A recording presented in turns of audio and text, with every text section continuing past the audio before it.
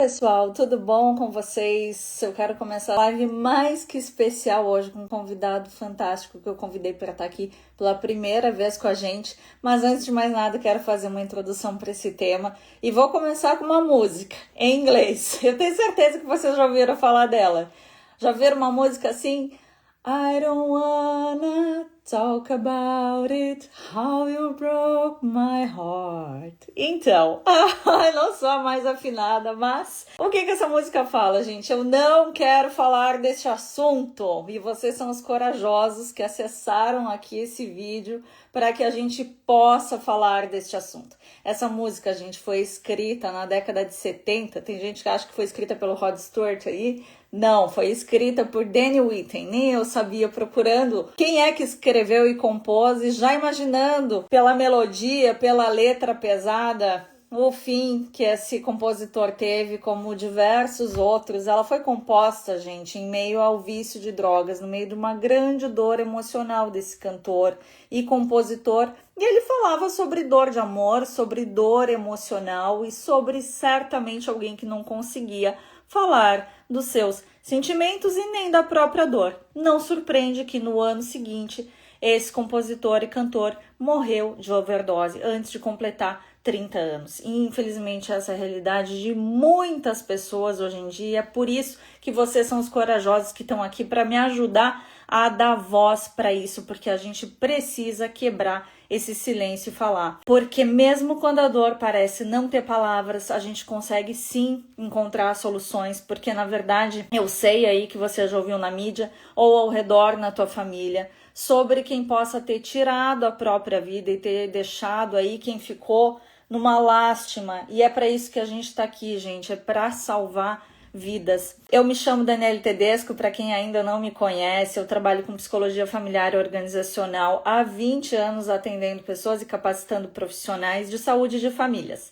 Eu sou gaúcha, mas eu trabalho pelo mundo todo conscientizando pessoas sobre a importância da saúde mental para a qualidade de vida e para a paz nos relacionamentos.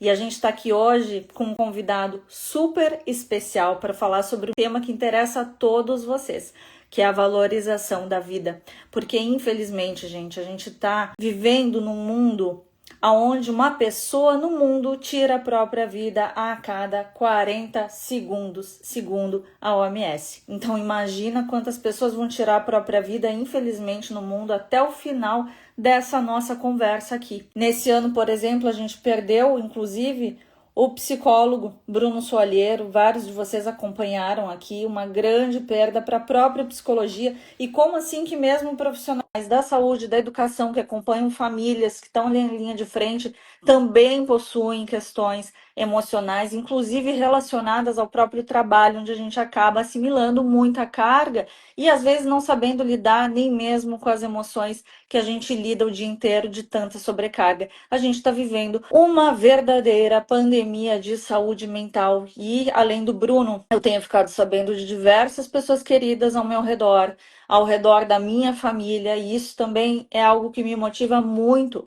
a estar aqui com vocês hoje. Nesse ano, além do Bruno, a gente também está perdendo muitas pessoas queridas. Eu tenho ficado sabendo de várias aqui que não vou citar, até para não expor familiares, mas vocês aí que chegaram nesse vídeo, eu tenho certeza que também devem ter casos ao seu redor. E, inclusive, lá no Rio Grande do Sul, muitas pessoas estão tirando a própria vida depois de um ano agora daquela enchente que acabou tirando a vida de muitas pessoas e acabou tirando o sustento e muitas coisas que aconteceram depois daquela tragédia do ano passado. Na minha última ida para o Brasil, que foi justamente para palestrar lá onde tudo aconteceu, numa palestra do IBDFAN, Instituto Brasileiro de Direito de Família, para advogados de família que estavam exaustos pela quantidade de guerras familiares e, infelizmente, a enchente aconteceu e tornou a complexidade maior ainda em todo o estado sobre o que esses profissionais precisam lidar. E assim como muitos eventos bélicos que eu tenho certeza que vocês têm acompanhado nos noticiários, catástrofes naturais e uma série de episódios que têm aumentado muito a pressão nas nossas vidas. Então eu tenho acompanhado também esses profissionais de família, de saúde, que estão sentindo o peso nas costas de precisar tomar conta dessa crise de saúde mental no mundo. E esse assunto, se ele toca você, que também busca aqui por alívio, por clareza, por sentido para tua mente, para tua alma, da tua família, respira fundo aí, gente, que a gente está aqui justamente para trazer informação de qualidade, para tornar essa conversa adequada a todo mundo que estiver aí na sala de casa e estiver precisando não só de uma palavra amiga, como também de esclarecimento e de informação de qualidade. E é por isso que a gente está chamando aqui o Spencer agora para essa conversa, gente, tão necessária de prevenção e pós-venção de saúde mental para a valorização da vida. Eu quero que vocês estejam aqui com o Spencer hoje, já que qualquer contexto difícil que você esteja vivendo, ele vai ajudar a gente a ter uma conversa muito legal. E é com muita honra, gente, com uma felicidade enorme e alegria que eu recebo aqui hoje o Dr. Spencer Camargo, que é médico do grupo de transplante pulmonar do Complexo Hospitalar Santa Casa, lá de Porto Alegre, membro titular da Sociedade Brasileira de Cirurgia Torácica e professor de medicina. Ele é meu conterrâneo, lá de Vacaria, uma comunidade de 60 mil habitantes, onde infelizmente a gente também tem perdido amigos e conhecidos queridos. E ele exerce lindamente o propósito de trabalhar diante dos processos de saúde que envolvem a vida e a morte. E é por isso que ele está aqui com a gente hoje, porque também se sente tocado a falar desse assunto, para a gente conversar com vocês enquanto profissionais de saúde. O Spencer não costuma aparecer em redes sociais, está sendo um privilégio meu e de vocês aqui hoje, porque ele trabalha pra caramba. Foi um privilégio encontrar um horário e conseguir ter o aceite do convite para melhorar a vida de quem está nos assistindo. Então, boa noite, Spencer. A palavra está contigo para te apresentar, para começar por onde o coração mandar e para fluir a nossa conversa de hoje, que tenho certeza que tem muita gente aí precisando. Bem-vindo, é um prazer enorme falar contigo. Oi, Dani, tudo bem? Oi. Bom, eu acho que a primeira coisa para falar, né, Dani, tu colocaste, primeiro eu acho que é importante colocar, eu não sou um especialista, mas a gente trabalha diretamente com a vida e com o outro lado, né? Eu trabalho com transplante há quase 30 anos e infelizmente uma dos muitos doadores que a gente acaba pegando são pessoas que tiraram a vida. Junto com isso, trabalhando na saúde, a gente enfrenta essa condição tão complexa que é hoje uma quase, né, um sofrimento contínuo. Quando a gente conversou sobre isso, né, e se preparando para, né, imaginando o que a gente fala a respeito disso, eu pensei quantas pessoas que eu conheço perderam a vida dessa forma, e foram muitas, né? Foram muitos pais de amigos, né, amigos, familiares, né, que ou tiraram a vida ou tentaram tirar a vida. E quando a gente recebe as notícias das doações, muitas vezes, né, no início eu vivia sempre aquela... É necessário saber qual a causa da morte, mas a gente acaba sublimando isso um pouco, porque muitas vezes é isso, jovens, crianças, né, adolescentes, adultos, que fazem isso de uma forma contínua, como tu falaste. O número é assombroso. Se a gente pegar não só as pessoas que concretizam o suicídio, a perda de vida, mas aqueles que tentam, né? Esse número é apavorante. Nos Estados Unidos, acredita que quase 50 mil pessoas morrem todos os anos por suicídio, mas 1.400.000 tentam, né? Então, imaginar o que se passa na cabeça dessas pessoas, o sofrimento que leva eles a esse ponto, é algo que mexe com todo mundo e que nos move até a ter essas conversas, né? A gente está no Setembro Amarelo agora, né? Que é um mês dedicado a isso, tu falaste, né? Que tenta conscientizar, né? Eu acho que hoje se usa essas bandeiras, agora a gente tem o Setembro Verde também, é um mês dedicado à conscientização sobre a doação, a importância da doação, mas eu acho que a importância dessa condição de se discutir os transtornos, os sofrimentos pessoais, que por muito tempo foi quase um estigma também, né, Dani? Gerações mais antigas, isso era ruim falar que a pessoa tinha alguma doença, as famílias às vezes escondiam seus entes queridos, né, em casa, quando tinham um sofrimento maior. Então, acho que a gente trazer esse tema à discussão é extremamente importante. Maravilha, Spencer. O que tu tá falando, assim, na própria família, né? O Spencer era parte da minha família, não sei se eu mencionei isso, gente. Então, sabemos bem também, né, o quanto na família a gente preza por essa saúde mental, mas pela consciência também, por termos médicos, psicólogos na família, e a gente sempre tratar, né, das dores a partir do ponto de vista da saúde, mas a gente sabe que nem sempre foi assim.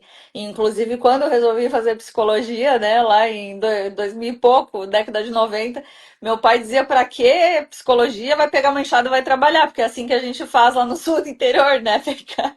Então, o que que eu sempre falo, porque a gente também atende muitas pessoas que ainda vêm dessa falta de consciência, apesar de sofrerem e terem seus sofrimentos e problemas que levam a vícios, inclusive. A gente já vai falar disso também, falando sobre prevenção e pós-venção, né? Para vocês que estão assistindo aí, gente, quem está se identificando, tive pensamentos de tirar a própria vida, a vida está muito cinza, muito sem brilho, ou para quem já perdeu alguém querido, esse vídeo é para todos vocês. A gente vai endereçar aí questões que podem aliviar e trazer clareza. E uma delas é começando por isso, que antigamente a gente falava, né, que problema psicológico não existe, pega uma enxada, vai trabalhar, que isso cura tudo. Às vezes até é verdade, né, mas a maioria das vezes não, gente. E aí eu sempre costumo dizer o seguinte, é sempre o argumento que eu usava também, né, pro meu pai, eu dizia, olha, mas quando eu comecei a aprender um pouco mais, eu falava, ok, a gente não tinha psicólogo no passado, mas tinha muito manicômio e muita gente que tinha surtos irreversíveis. E hoje em dia a gente não tem mais isso. A gente tem centro de atenção psicossocial, a gente tem psicologia, terapia.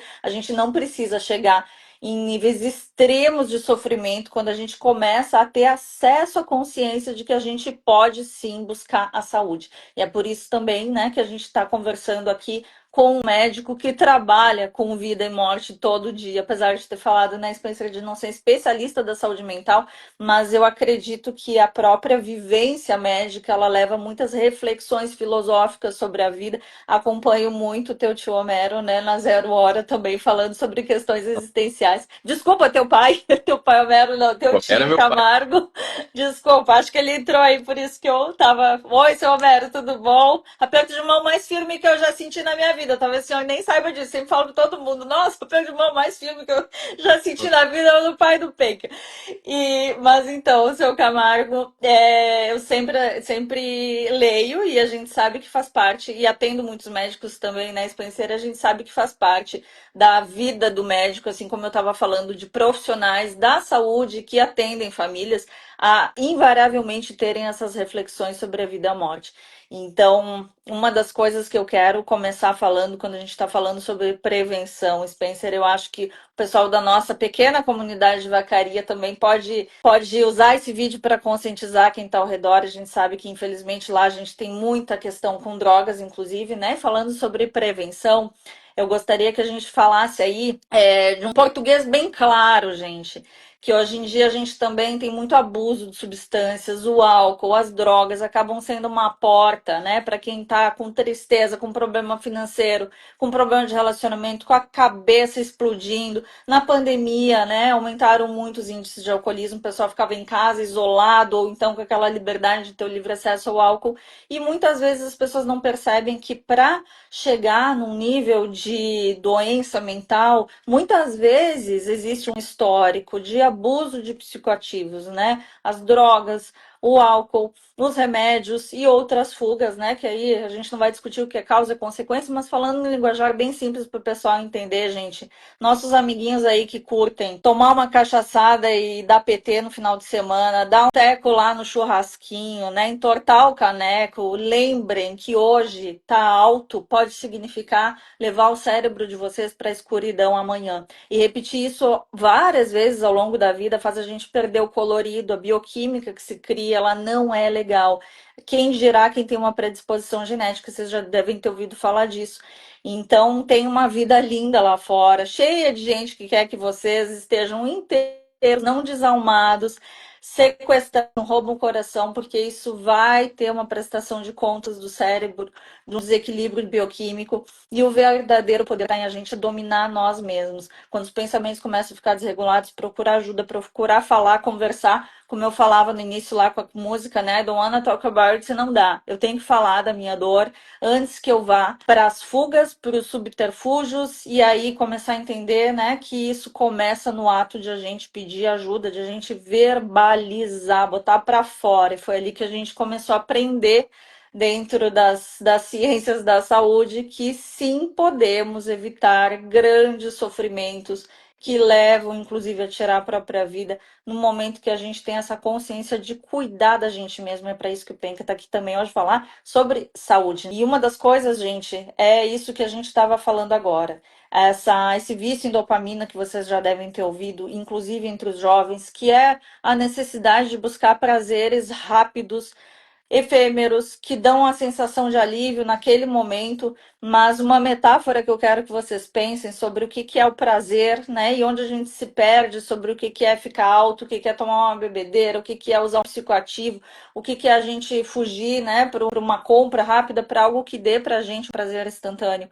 É como vocês imaginarem, vocês comerem, tá morrendo de fome no almoço, e vocês comem um algodão doce, assim, desse tamanho, sabe como? Esse algodão doce, ele é fofinho, naquele momento é super gostoso, cheio de açúcar, a gente sabe que não deveria estar fazendo aquilo, mas o que que vai acontecer? Na hora vai dar aquele prazer e depois vai acontecer o quê? A gente vai morrer de fome de novo e aí vai ter que comer alguma coisa saudável para saciar a fome de verdade. A mesma coisa quando a gente fala da nossa bioquímica saudável e a bioquímica viciosa. Na hora pode ser bom, não estou falando só de extremos, né? Quando a gente já está percebendo um abuso, uma compulsão por álcool, por droga, mas o próprio celular aqui, onde a gente fica fazendo tal do scrolling, que falam, né?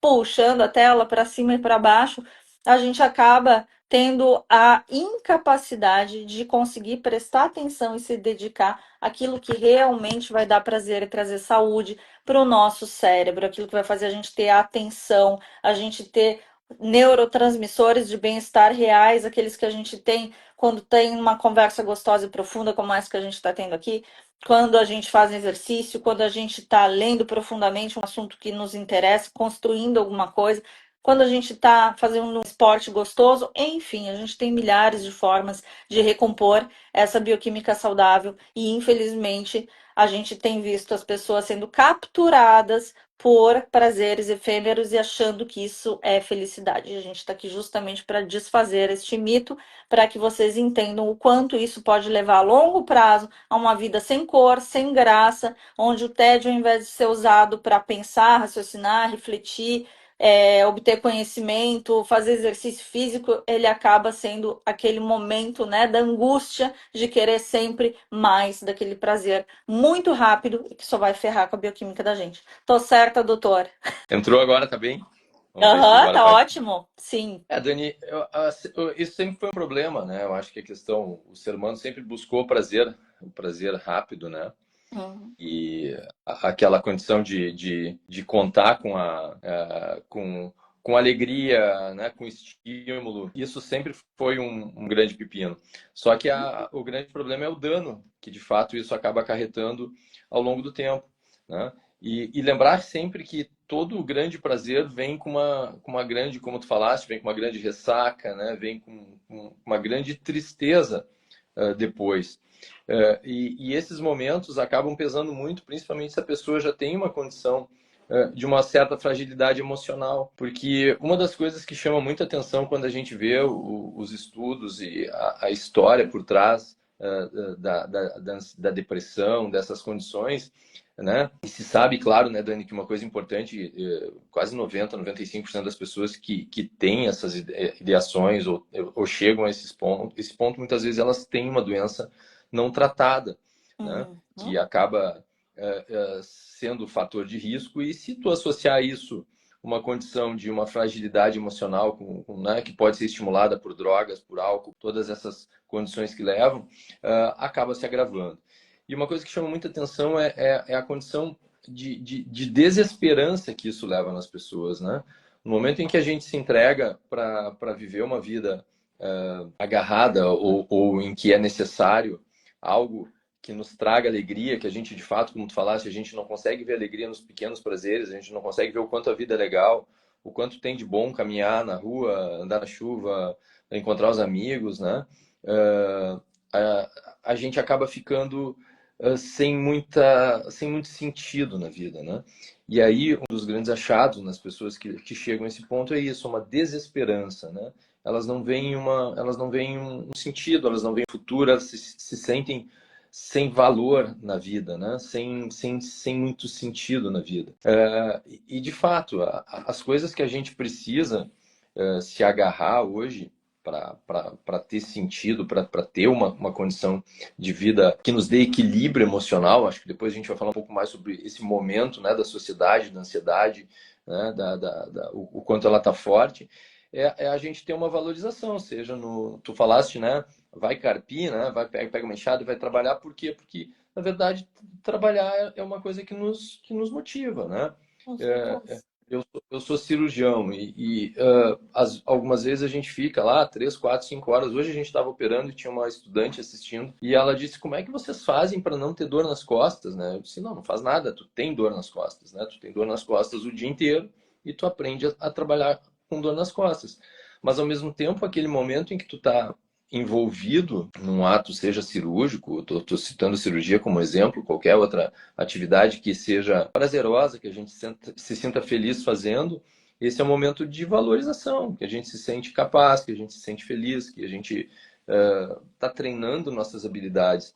E eu acho que é isso que falta hoje para muita gente, né? Achar algo em que esse momento, né, de introspecção, de prazer, de atividade, valorize aquilo que ela faz, aquilo que ela vive, aqueles momentos que ela vive, né? Quando tu espera conseguir isso sempre através de um suporte, né, seja ele de que maneira venha a ser, né, através de um vício, através de... O jogo hoje é um grande problema, né, Dani? É. Tu Uhum. falaste né, da bebida, das drogas. Hoje a gente tem um grande pepino que é o jogo, né? Exato. Tenho Pessoas, recebido cada vez mais, assustador. as pessoas estão se endividando, elas estão... É. E o jogo é um vício. Na verdade, o nosso cérebro é viciado em dopamina, né? Se tu hiperestimula ele adora aquilo, mas ele quer aquilo cada vez mais. E no momento que tu tira isso abruptamente, tu acaba se achando sem sentido, desesperançoso. Então, acho que a condição fundamental é isso, a gente se agarrar às pequenas coisas, né? Antes tu ia lá, então, carpir carpir um pouquinho, fazer uma atividade braçal, em que tu estava completamente envolvido naquilo, né? Então aquilo era um momento de prazer. Mas dá prazer ficar trabalhando? Dá prazer ficar trabalhando, né? Nosso cérebro ele se habitua, ele relaxa naquela atividade. E hoje a gente não permite mais isso, né? Nós ficamos o tempo todo em busca de um prazer fugaz. E com isso, certamente, depois vem os momentos de grande sofrimento, depressão, ansiedade e tudo mais que a gente vem enfrentando hoje na sociedade, né? E isso certamente Uhum. é um dos grandes fatores, né, que desencadeiam, né, essa situação da terminalidade tão triste que a gente acaba vendo, né? As pessoas... e essa condição, né, não adianta a gente, às vezes, brigar com as pessoas, criticar, né? A gente só pode ajudar, né? Sabe, tem um dado interessante, né, falando da questão médica, que cerca de 80% das pessoas que tiraram a vida, elas consultaram com um médico no último ano, né? Incrível. Só que só 5 a 30% delas consultaram com um psiquiatra, um psicólogo para ter ajuda. Nossa. Então, na verdade, o que a gente tem que fazer? A gente não identifica, né? A gente não é treinado também para identificar essas situações É verdade. de alerta, né? E é interessante, eu até tentei buscar isso na literatura, né? Nos sites especializados de medicina. Não existe nenhum, assim como a gente tem screening para câncer de mama, screening para tabagismo, não existe screening para tentativa de suicídio, né? Não existe nenhum... A gente não tem nem uma forma de calcular exatamente o risco dessa pessoa para que a gente possa prevenir, ajudar, né? Então, Uhum. o que a gente tem que fazer, de fato, é estar alerta para os pequenos sinais que vão se manifestando, né? De tristeza, de isolamento, né? De falta de brilho no olho, né? Aquela situação. E quando isso chega, é muito difícil, né? A gente às vezes fica... né? A gente enfrenta, infelizmente, isso, né? A gente já passou por isso. Tu tenta ajudar, tu tenta achar um caminho, tu subestima o sofrimento da pessoa. E isso não pode ser feito de forma nenhuma, né? Porque o grau de sofrimento que isso que está demandando para aquela pessoa é algo imensurável, a gente não consegue. Então, aí a gente precisa de fato apoiar, buscar medidas, buscar cuidado especializado para isso. Então, acho que o que a gente tem que fazer, talvez, e dentro dessa condição em que a gente vê que uma pessoa está usando de muitas fugas, repentinas, e lembrando também, né, isso que é importante, lembrar que tudo que a gente vai, nosso cérebro, assim como o nosso corpo, né, à medida que a gente vai degradando ele vai sendo mais frágil, né? Eu sei que hoje em dia se defende, né? É super bonito defender, mas o uso de substâncias e tal fica mais divertida a vida. Isso paga, a gente paga o preço por isso, né, gente? Qualquer coisa, né?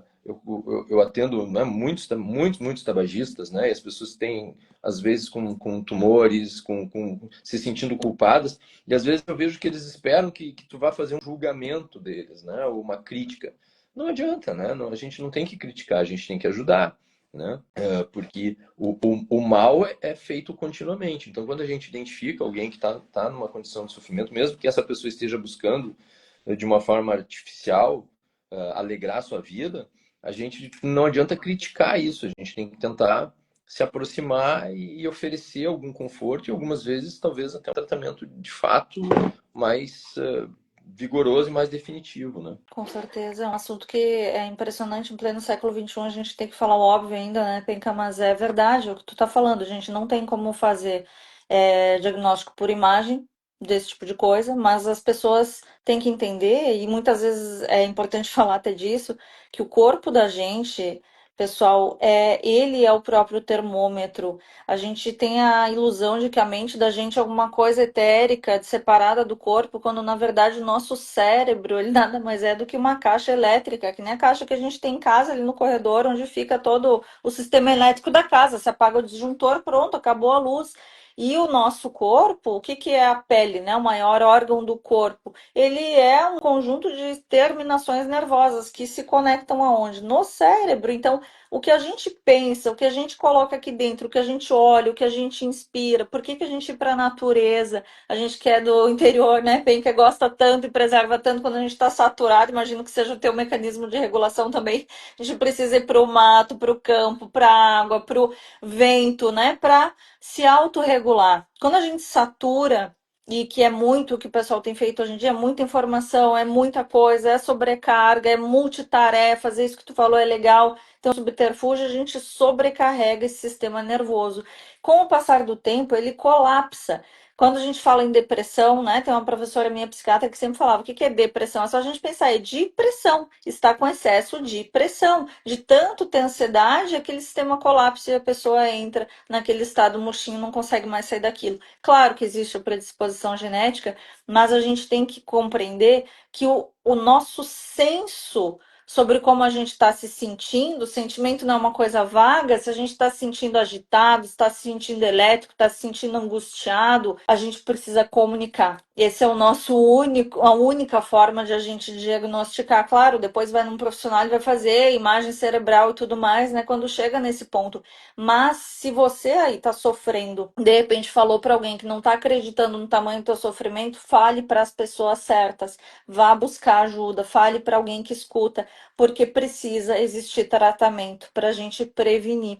A Juliana estava falando, inclusive, aqui, Penca, das crianças. Ela falou assim: eu sou professora aqui em Vacaria, e em conversa com uma amiga psicóloga, ela me relatou que tem muitos jovens aqui com pensamento suicida. Também dentro da escola tem alunos que cometeram suicídio, pelo que eu entendi. Comentam sobre isso, ela quis dizer. Então a gente está vendo muita ansiedade nos jovens, né, Penca? E Que é um dos sinais de alerta, que é o que tu estava falando, né? Que a gente precisa falar disso, uma, de sinais de alerta. uma coisa interessante, né, Dani, sem dúvida, acho que uma coisa importante primeiro, né, quando a gente era aquela coisa, né, às vezes na ignorância a gente pensava, não, mas poxa, a pessoa está dizendo que vai se matar porque ela não vai, né? Não é assim, né? Isso. Na verdade, no momento em que uma pessoa expressar de qualquer forma uma ideação suicida, né, isso é um sinal de alerta gravíssimo, né? Ela já tem, né, então, Uhum. pensamentos. Algumas dessas pessoas, elas não têm só o pensamento, mas elas já têm um planejamento. E esses Exato. dados, eles são bem interessantes, assim, que mostram, né, em relação à ideação, né? Então, as pessoas que têm uma condição de ideação suicida, e esse número é bem elevado, cerca de 3 pessoas por cada 100 mil habitantes, né? Por cada 100 mil pessoas vão acabar tendo ao longo da vida, né? E isso é muito interessante, porque cerca de 30% das pessoas que têm ideação suicida, elas vão fazer ao menos uma tentativa de tirar a vida, né? Então a gente tem que estar atento a isso. E quanto à questão das crianças, isso é uma coisa que sempre me incomodou muito, até vendo essa. Eu fiquei muito chocado há um tempo atrás, como eu falei antes, muitos dos doadores que a gente vai buscar, né, de múltiplos órgãos, eles são vítimas de suicídio, né? Eles acabam Meu Deus. falecendo de suicídio. E me chamou muita atenção que há um tempo atrás nós tivemos uma menina de 10 anos. Meu Deus. E isso na época, porque a gente acabava vendo, sempre teve, mas sempre numa idade um pouquinho maior, né? No adolescente, o adulto jovem. E tem um estudo que comparou isso e que foi muito interessante, que ele pegou os últimos, a última década, a partir de 2010, e o que se observou é que, de fato, há um aumento na taxa de suicídio de crianças mais jovens, né? Uhum, sim. Porque uma criança de 10 anos, a não ser que ela tenha, né? E isso é uma coisa importante, né? Muitas das pessoas que fazem isso, elas têm história até mesmo de sofrimento na família, abuso, abandono, negligência, né? E Uhum. claro, havendo essa condição, isso se torna uma situação gravíssima e difícil de manejar. Mas nesse estudo, o que eles observaram é que houve uma redução na taxa, na idade dos jovens que cometem suicídio. Porque normalmente quando é que tu vai ter uma ideação, quando tu começa a ter um sofrimento, né? É aquela, a namorada brigou, o namorado não quis mais, a vida ficou absurdamente, né, triste, os amigos abandonaram, alguma coisa. Agora, uma criança de 10 anos, ela não pode ter isso, né? Uma criança de 10 anos, ela não está exposta a essa condição. E aí o único fator de risco que se achou que havia mudado de fato foi a questão da exposição à mídia hoje, às telas, né? Isso é o que torna uma criança, né? Isso é o que faz com que o mundo de uma criança de 10 anos, que deveria ser brincar e interagir com os amigos, né?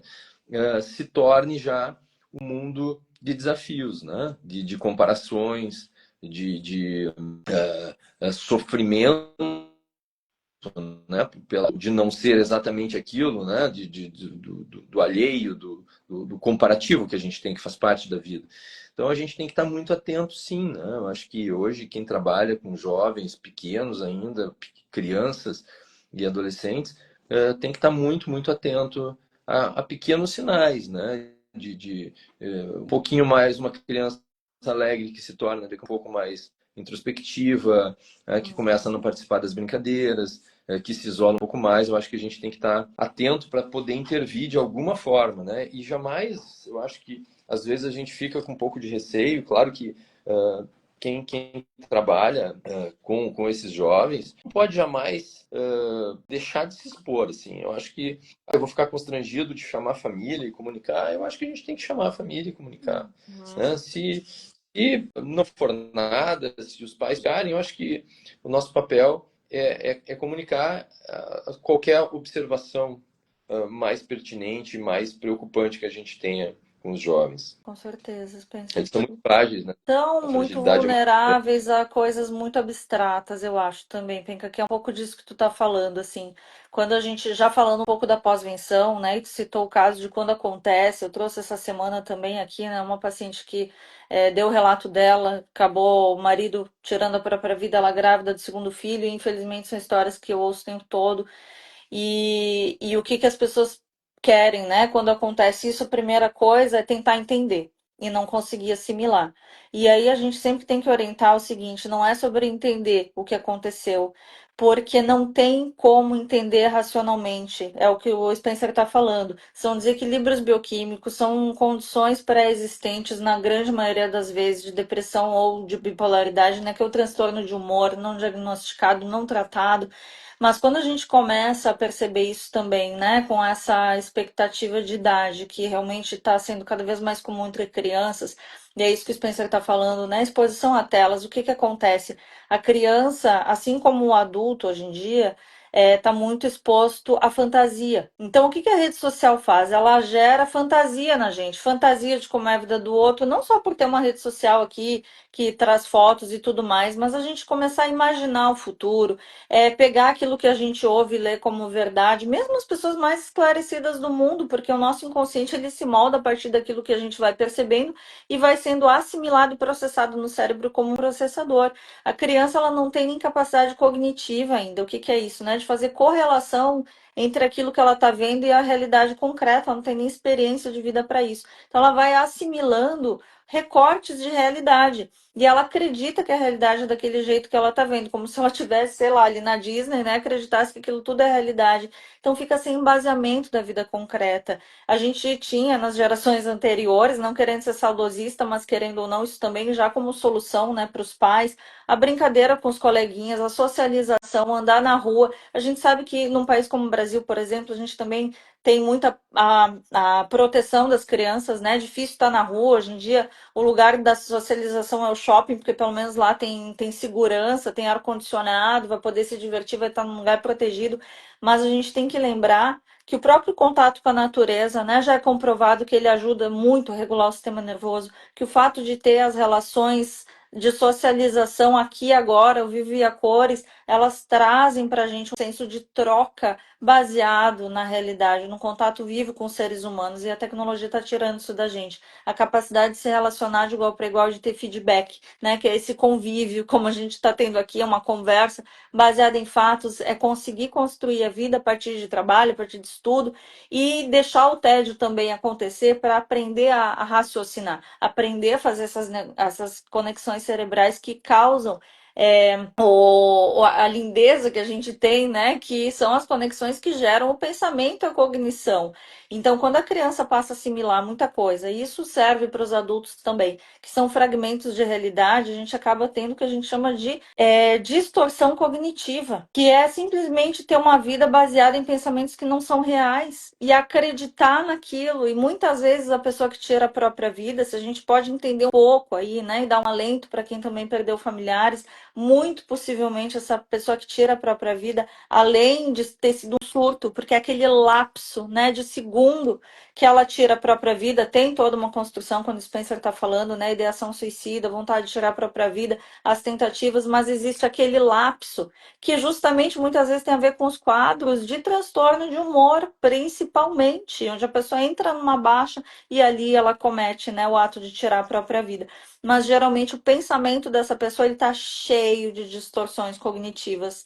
Ele está cheio de experiências traumáticas que moldaram uma forma de viver a vida que é com óculos todo cinza, todo escuro, do que eu não presto, do valor que eu não tenho, do como os outros são e eu não sou, do que eu gostaria e eu não consegui, muito baseado em fantasia. Porque quando a gente vai, né, corrigir esses pensamentos, a gente percebe que na vida real, muitas vezes a pessoa está cheia de pessoas que se preocupam com ela, mas onde a pessoa não consegue se expressar. Volto lá ao início da música, onde eu falo, né?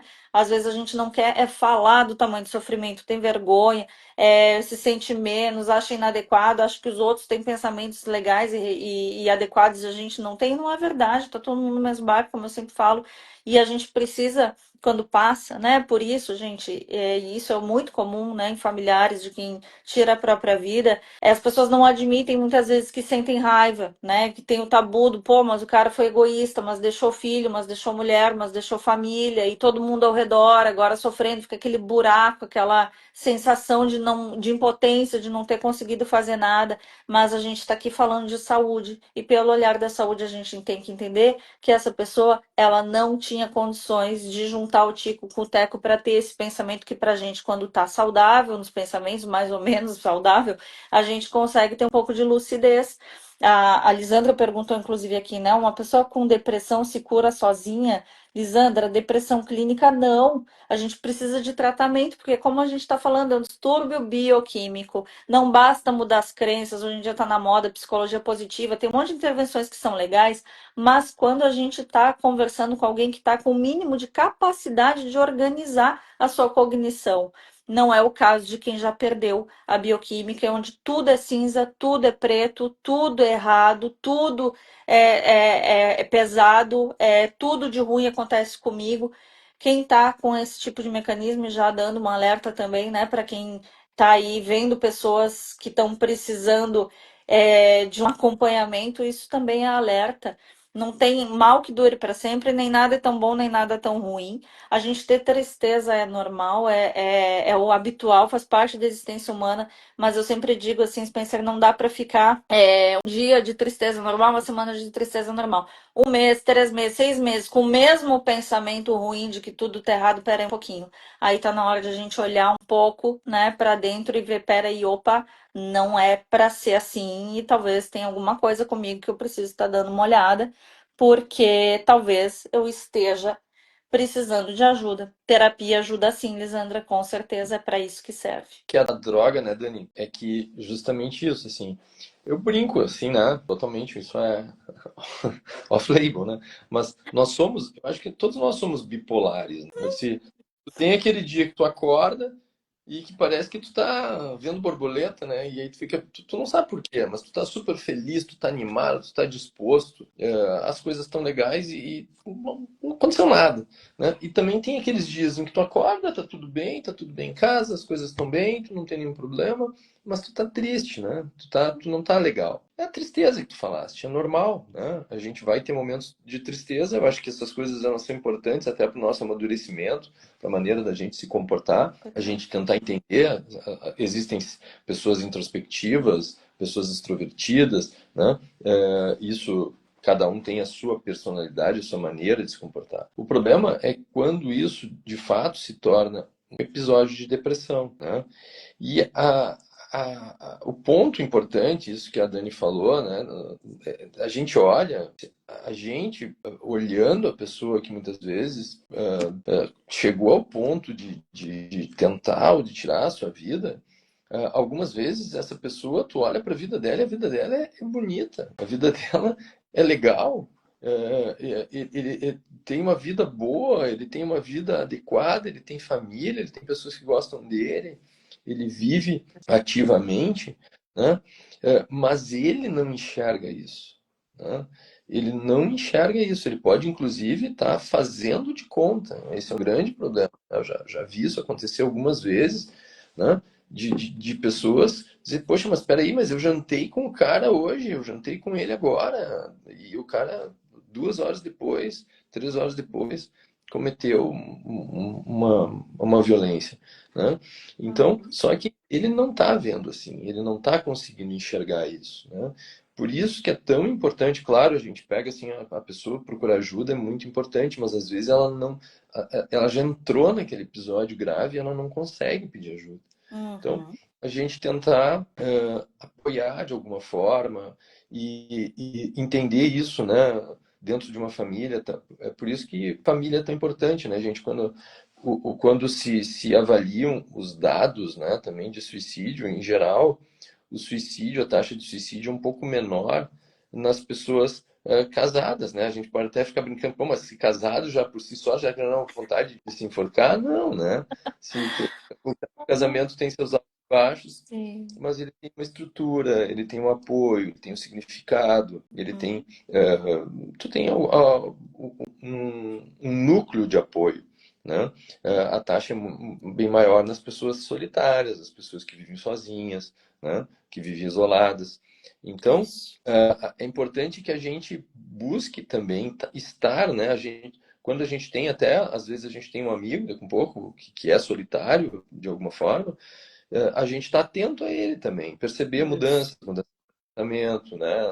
Ele deixou de socializar, ele não quer mais conviver, né? E aí a gente entra de novo na condição que hoje isso tudo é muito propício, né?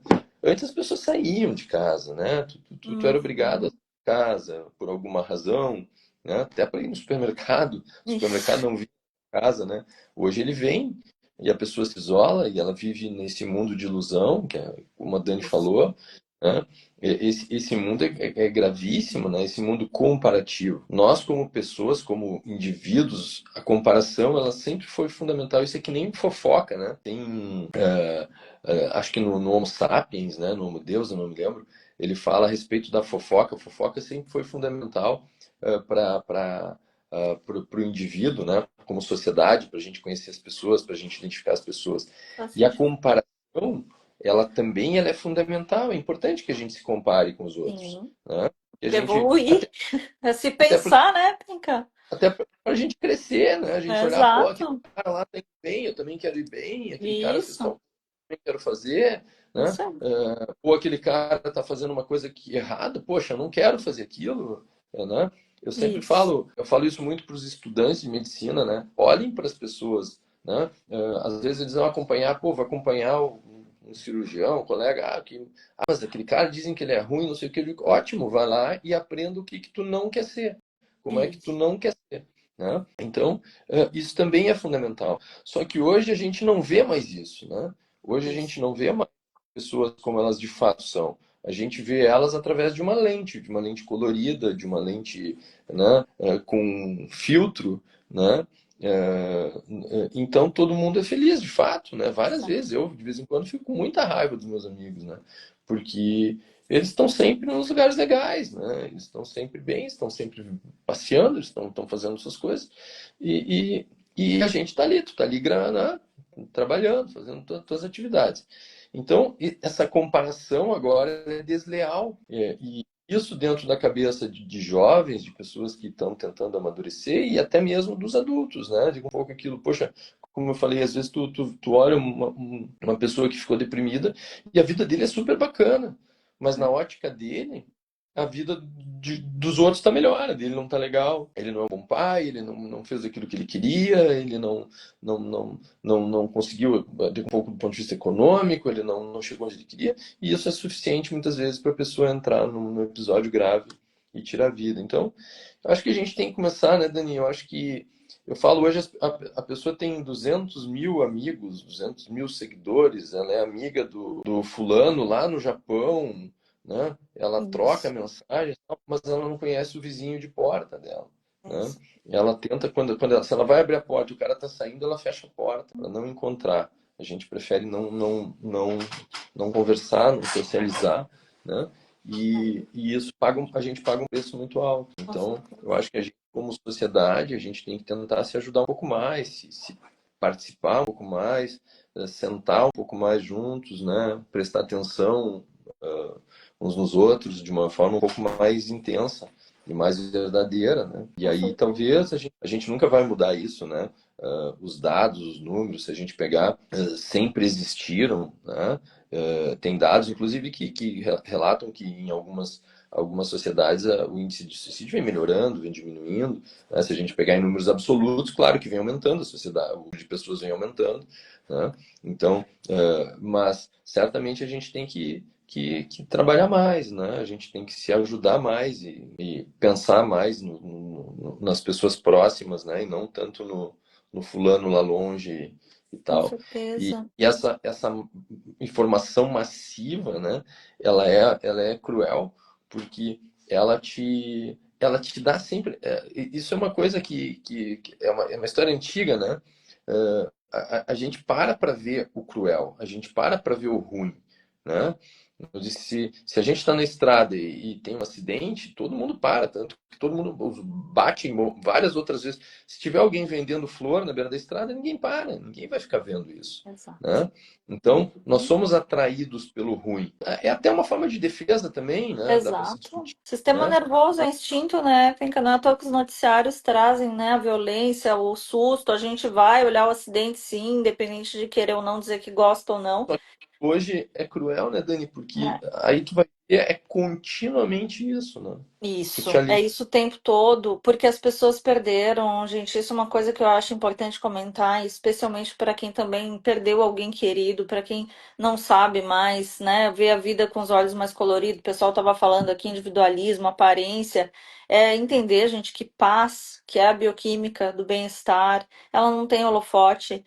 Paz é travesseiro macio, é risada no sofá, é certeza de a gente estar em paz com a gente, é poder trabalhar e saber que está resolvendo o problema de várias pessoas com o talento que a gente tem, com o que a gente estudou, é constância, disciplina, e é o que o Spencer estava falando, a história que a gente conta e que a gente compartilha na vida real com as pessoas. Eu comentei com muito de vocês, né, como eu estava feliz por conversar com o Spencer aqui, que é uma pessoa do meu convívio e que convive comigo, a vida, me conhece desde criança, né, Penca? Então, eu acho que isso as pessoas perderam nesses milhões de seguidores, que é saber quem é de verdade. Porque quando a gente volta a se reconectar com a nossa comunidade, com o meio local, a gente não precisa ter uma relação profunda com todo mundo ali. Às vezes é aquilo que a gente mais odeia numa cidade pequena, né? Pegar a fofoca e tal. Mas é isso, até isso tem uma função, porque as pessoas se reconhecem, a comunidade se regula com as suas próprias regras. Isso, inclusive, está escrito no meu livro. Não estava pensando em trazer ele aqui, né? Mas eu falava justamente sobre isso. As pequenas comunidades, elas se regulam porque elas têm uma sabedoria sobre o que que é aceito e não é ali. E o que que vai ser aceito, né, ao longo do tempo? Aquilo que faz com que a comunidade se preserve e sobreviva. Então, sempre vai estar baseado na conversa olho a olho, no saber quem é a família do outro, se aquela pessoa é de verdade ou não. Pô, se eu tivesse aqui, ou tu, né, Penca, fazendo qualquer coisa fake aqui, a gente teria que estar com 1 milhão de seguidores na live, não com as pessoas que estão ali próximas da gente, que validam e avalizam a nossa vida, de onde a gente veio, para onde vai, que faz que é o que faz o que a gente trabalha o dia inteiro e consiga ser reconhecido dentro de uma comunidade. Eu tô aqui longe, né, do outro lado do mundo, nos Estados Unidos, mas eu não perco as minhas raízes com a minha família, com o Rio Grande do Sul, com as pessoas que eu sempre atendi, e onde acaba que as pessoas que chegam até mim, imagino que contigo também, né? Porque eu sempre que eu falo teu nome, alguém, o doutor Spencer e tal, a gente sempre ouve falar com todo o prazer, ele salvou minha vida, é uma pessoa maravilhosa. E é dessas histórias que a gente sobrevive e que conectam a gente com uma comunidade. Não precisa ter uma relação intensa, profunda, mas fazendo parte, sabendo quem é, cada um olho no olho. Eu tenho falado muito para as minhas alunas também, porque o Instagram, não consigo ter seguidor e tudo mais. Gente, não tem que ter seguidor nenhum, é o WhatsApp. Quem tá no teu WhatsApp que vai confiar no teu trabalho, se fizer um bom trabalho. Se não fizer, muito que bem, volta para a fila, faz outra especialização, vai fazer alguma coisa, porque não tá dando certo, não tá sendo um bom profissional, simples assim. E as pessoas estão deprimidas também, porque eu não sei se tu vê isso por aí, mas porque perderam a referência, né? A referência passa a ser porque a pessoa tem foto, porque tem seguidor. Quanta coisa a gente vê na TV. Ontem vi um colega teu não, né? Alguém, um médico aí que matou um monte de gente que a gente vê sempre, né?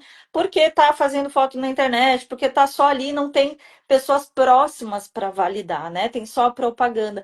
E isso coloca a gente mais uma vez na fantasia. Então, a gente reduz a dor, reduz sintomas depressivos, se a gente volta a se reconectar com as pessoas que nos conhecem, as pessoas que a gente conhece, a gente começa a ter essas histórias reais que a gente sabe, né, quem é, de onde veio, para onde vai, e isso que faz a gente conseguir ter alegria, ter sentido, ir no supermercado dar um bom dia, enfim, conseguir ter essa paz, né, Penca, e conseguir saber com quem a gente comemora um aniversário, quem é que a gente coloca dentro da nossa casa, é isso que faz com que a gente tenha sentido, né, na nossa vida. Uma coisa que eu sempre brinquei, né?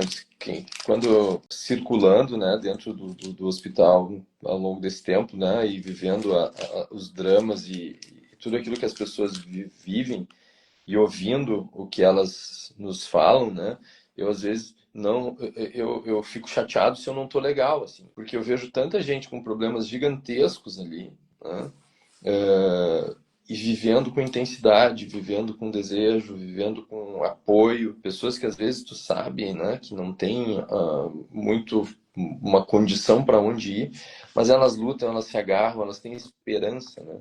Que eu acho que é o fundamental, a gente acreditar nisso, a gente ter essa condição e olhar para isso de fato, né? Que a vida, ela é essa vida real, né? Eu brincava que eu dizia, poxa, quem assiste novela é porque não olha a vida real, né? Uhum. Porque ela é muito mais intensa, né? Eu disse, poxa, eu ao longo de um dia eu convivo com tantas histórias profundas, de dedicação e de perda, né? Pessoas que perdem de uma forma que às vezes eu me envergonho, né? Eu disse, poxa, será que eu conseguiria ter essa força toda? Talvez não, mas isso é a vida real, né? É Então, isso. tá fazer isso, né? Aqui a gente está falando uma outra condição só, né, gente, que é importante, assim, não, a gente não está falando daquela pessoa deprimida que é outra história, essa pessoa precisa de ajuda, né? Mas Uhum. a gente tentar evitar que a gente entre nesse espiral que é tão cruel hoje, né? De expectativas, de que a vida não está legal, porque senão devagarinho a gente pode até não entrar numa condição, e aí o mote da conversa é saúde mental, é bem-estar, né? Não é só, então, aquela condição de final, né? Quanta gente a gente encontra hoje vivendo com tristeza, né? Com desânimo, sem vontade, né?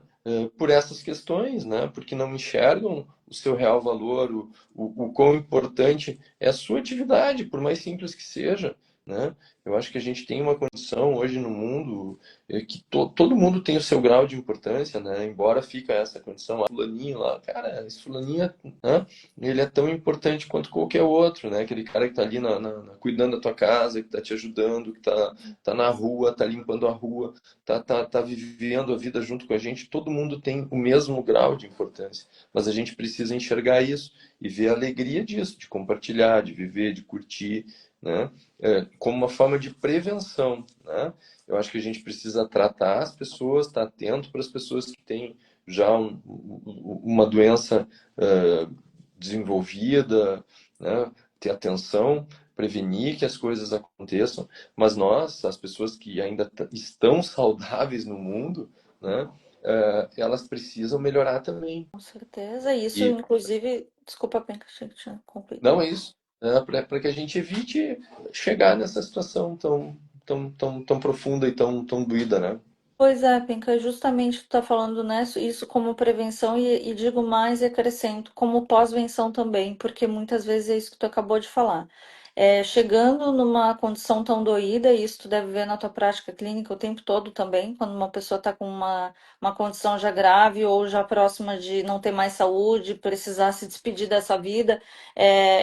A minha prática é idem, né? Eu passo o dia inteiro, tu falou da novela, no final do dia eu digo pro meu marido, pelo amor de Deus, bota uma coisa leve, porque eu passo assistindo filme de terror todo dia, né?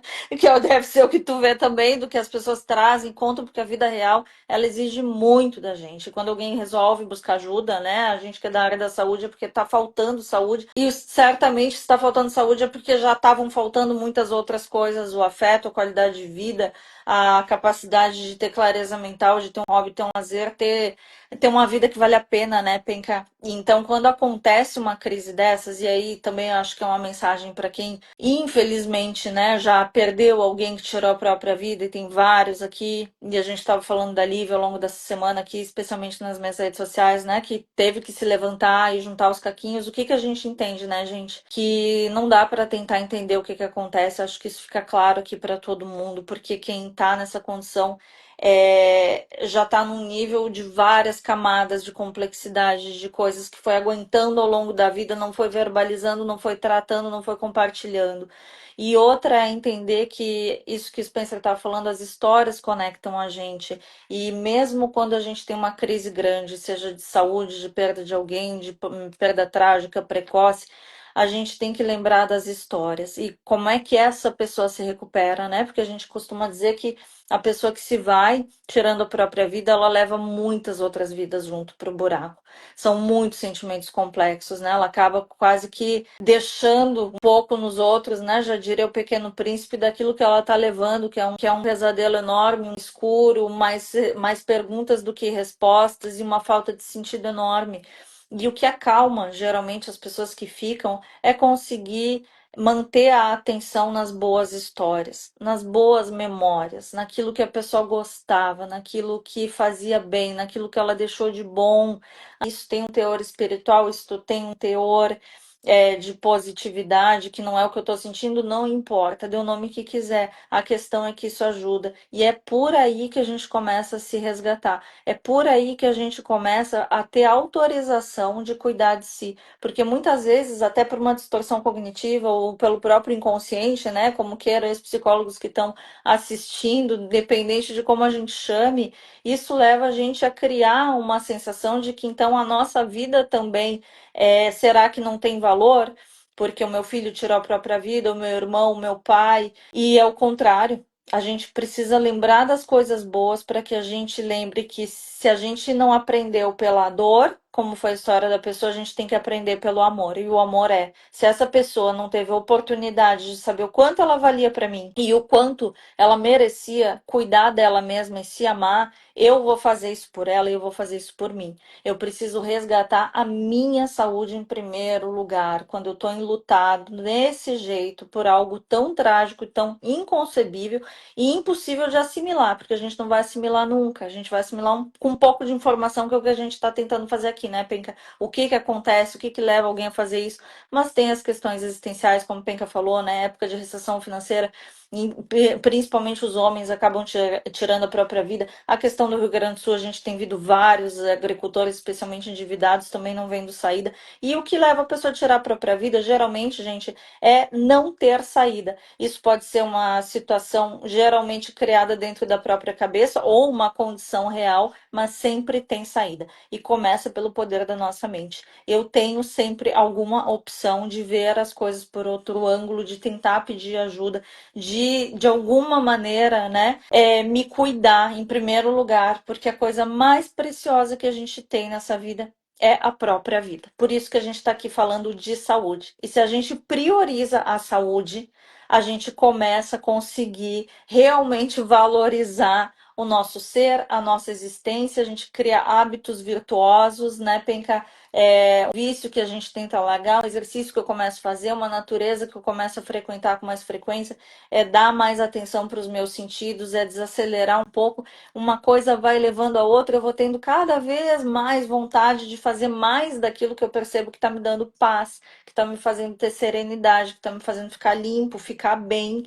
E, claro, buscar as redes construtivas das pessoas que estão ao nosso redor, que podem oferecer apoio. Então, se você perdeu alguém aí, gente, lembre, a cura é lembrar das coisas boas, é chorar quando tem que chorar, é rir quando tem que rir, não tem que ficar o tempo todo pesado, é seguir, porque tem muita estrada pela frente. E a gente tem que olhar para um horizonte mais claro. E o primeiro passo é se cuidar, cuidar de si. Porque quem perde alguém dessa forma também precisa de ajuda. Inclusive porque a gente sabe, né, que geralmente nas famílias que têm ocorrência de alguém que tira a própria vida, a gente vai encontrar no genograma alguma outra história de máximo segundo grau, onde isso já aconteceu há máximo 2 gerações anteriores ou laterais, né? Então a gente acaba entendendo que se a família usa essa dor para também estabelecer uma história de amor, de autocuidado entre aqueles que ficaram, de fazer um tratamento, de terem bons momentos, de valorizar a vida, mesmo que seja chorando, mesmo que seja triste no começo, e é assim, mas a vontade de acender de volta uma luz pela saúde de todo mundo faz com que cada um possa, como a gente fala, transformador em amor, e transformar, deixar de ter um mito difícil que não dá para falar, para ter uma história que dá para compartilhar e inspirar outras pessoas. Olha quanta gente veio aqui nesse Setembro Amarelo, né? A gente comentar, contar histórias, teve a Lívia ali falando da história dela, para que a gente inspire outras pessoas enquanto a gente está vivo. E aí que a gente honre a nossa vida, porque uma hora, eu sempre brinco, gente, não adianta se preocupar muito que ninguém vai sair vivo. Ninguém vai sair vivo daqui. Então, assim, ou a gente aproveita o caminho, vai resolvendo e vai se inspirando nas histórias difíceis dos outros, de quem superou, ou não sobra pedra sobre pedra, né, Penca? Como é que tu vê isso aí também, falando de uma mensagem para quem fica, né? A gente, infelizmente, perdeu pessoas conhecidas, pessoas queridas nos últimos tempos, e a gente fala e também é pra gente, né? Mas eu acho que isso ajuda a gente também a se recuperar. Se tu puder deixar uma mensagem de esperança e de opinião O, e o que tu quiser. Dani, o adoecer ele nunca é sozinho, né? Isso Hum, sempre é coisa que eu sempre falo para os pacientes, né? Ninguém adoece sozinho, né? Se eu tô doente, minha família tá sim, doente. Isso é é verdade. inevitável. A gente pega as pessoas, às vezes elas têm lá, né? A pessoa, uma mãe, um marido tem uma doença, vai começar um tratamento, aquela família tá doente, né? Aquela Uhum. família, os filhos, os cônjuges, os pais, eles também vão estar doentes. E a gente tem que entender isso, e entender que a única forma da gente ajudar essas pessoas, de fato, é fazer isso que tu falaste, que é estar bem de alguma forma, né? Então, muitas vezes eu ouço os pacientes, né, dizer, olha, não, agora eu não posso me cuidar porque eu tenho que cuidar do fulano. Eu disse, olha, se tu não te cuidar, na verdade, tu não vai conseguir cuidar dele, né? Vão ser duas pessoas muito doentes aí, né? Então, o adoecimento de uma família é natural. Agora, a gente tem que aprender a lidar com isso, com um pouquinho mais, se possível, de leveza, difícil, né? Agora, de buscar uma rede de suporte e de apoio, né? As pessoas, eu acho que não existe tristeza maior, né, Dani? E assim, a gente fica, será que é possível fazer algum comentário como a gente se comportaria? Eu não sei, tu perder um filho, tu perder uma pessoa querida, como é que tu te comportaria? Não sei, não sei. Acho que é muito difícil. Agora, a única maneira que a gente tem de seguir é fazer isso, de honrar isso de fato, né? Honrar o que essa pessoa foi, o que ele é, como de alguma forma dá sentido, né? Eu acho que a vida da gente, como tu falaste, nós vamos, a gente se preocupa demais, né? Daqui a pouquinho a gente não está mais aqui, né? Pode ser, sei lá, pode ser amanhã. Algumas vezes os pacientes perguntam, doutor, quanto tempo eu tenho? De cara, eu não sei quanto tempo eu tenho, né? E, e sabe, Dani, isso é uma coisa. Tem uma história super assim triste de um cara que trabalhava com a gente, um querido, um cara importantíssimo no nosso grupo de transplante, que ele avaliou uns anos atrás um outro colega para transplantar, mas ele disse: "Ah, tu não precisa transplantar, vai-te embora." Né? E 6, 7 anos depois o cara voltou, porque agora ele precisava, e esse cara que trabalhava com a gente havia falecido, né? Nossa. De um tumor, e não estava mais lá. Um jovem, 40 e poucos anos, tal.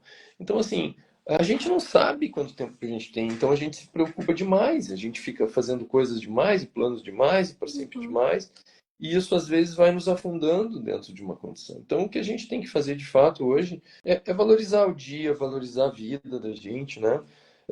Tentar nunca não chegar a esse limite, né? De se perder na dor, né? E buscar, eu acho que a única forma das pessoas conseguirem seguir adiante é se elas acharem um objetivo, alguma esperança de seguir, né? Então, poxa, uma mãe que perdeu um filho, né, um marido, sei lá, não, mas eu acho que a dor maior sempre vai ser um filho, né? Pai, um filho. Bom, eu tenho que honrar isso que ele fez, né? Que pena que ele não conseguiu enxergar e não adianta a gente se culpar por isso. Não tem, né? Tem situações que quase são impossíveis de dar volta, mas o que eu tenho para fazer agora é seguir esse caminho, valorizar isso tudo que foi vivido, né? Tentar achar uma forma, exemplo para quem fica, para as outras pessoas, para que continuem, né? E eu acho que é o fundamental, né? A gente tem que ter um sentido, nem que seja transformador em ajudar os outros, né? A gente Isso. teve eu ouvi essa pessoa falar, ela perdeu o filho dela, né, com 11 anos, se eu não me engano, no Dia das Mães, né? O menino faleceu de uma doença, e essa mãe transformou a dor dela num programa em que ela passou a falar sobre doação, sobre transplante, sobre seguir adiante, né? Ela doou, a fala dela foi uma das coisas mais doídas que eu vi na vida. E ela disse que quando foram falar com ela se ela concordava em doar os órgãos do filho, ela disse: "Olha, a única coisa que eu queria dele era uma mechinha do cabelo, Nossa né?" Senhora. Então, e ela deu seguimento a isso tudo, né?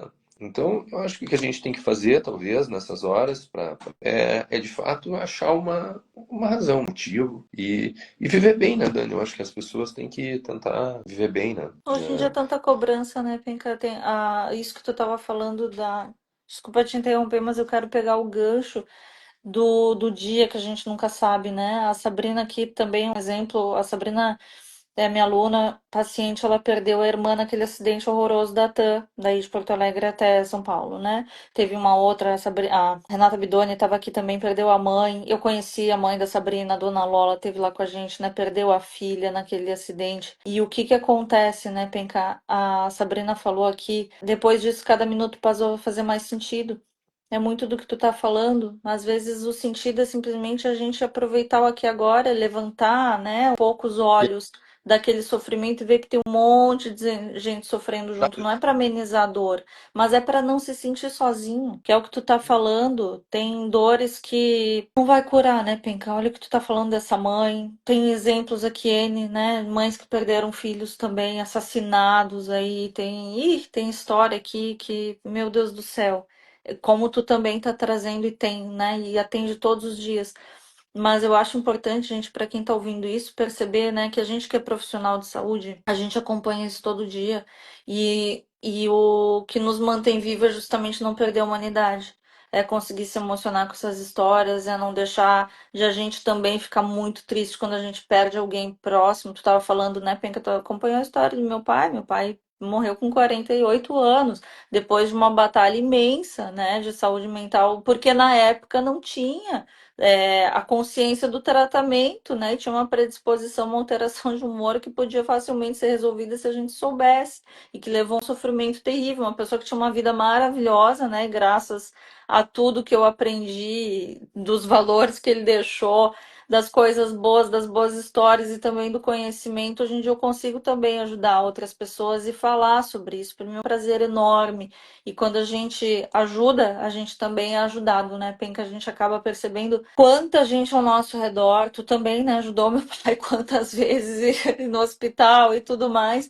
E a gente acaba encontrando as pessoas pelo caminho. Eu acho que isso é uma coisa muito mágica, né, Penca? De a gente perceber isso que tu falou. Olha, que essa mãe, né, que queria a mechinha do filho, talvez outro médico não fosse lá se dar o trabalho, né, de na hora de tirar os órgãos da criança, do filho, de repente se preocupar com isso, ter essa sensibilidade. Eu tenho certeza que é muito do que tu passa para os teus alunos também. É muito difícil a gente lidar com o sofrimento humano. Todo dia a gente também adoece. Então, aí os índices, eu acabei de falar de um colega psicólogo que fazia um trabalho maravilhoso, deixou todo mundo estarrecido porque não aguentou a pressão. Então, a gente também tem as nossas doenças do trabalho, mas a gente também tem nossas equipes de apoio, a gente tem que contar com elas. Fica aí a dica, né, Penca, para todo mundo que trabalha com saúde. A gente também está esgualepado, como a gente fala no sul, e a gente tem que ter esse tipo de conversa. E as pessoas também têm que saber que não é porque a gente é especialista que a gente tem todas as respostas sobre a vida. A gente tem, na verdade, a gente tem questões técnicas que ajudam, mas a gente tem um grande arsenal de histórias, conforme a prática e os anos vão trazendo para a gente muitos exemplos, muitas lições de vida e que vão fazendo a gente entender isso. Não sabemos a hora. Imagino tu, né? Quando os pacientes te perguntam quanto tempo eu tenho, pelo amor de Deus, que responsabilidade. E realmente, o segredo da vida, Penca, eu sempre digo que, na minha concepção, é a morte.